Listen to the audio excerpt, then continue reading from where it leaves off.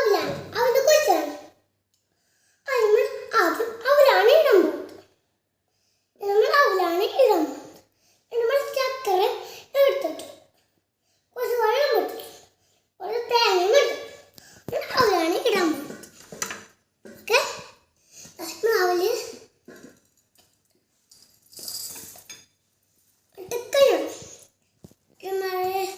തേങ്ങ ഇടാൻ പോകുന്നത്. നമ്മൾ തേങ്ങ കേട്ടോ നമ്മൾ കുറച്ച് ചക്കരല്ലേ ആട്ടിട്ട് നമ്മൾ കൊയ്ക്കാനിട്ടോ.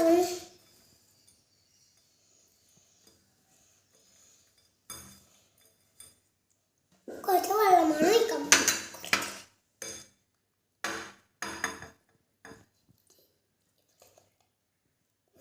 കുറച്ചൊന്നും വരില്ലേ?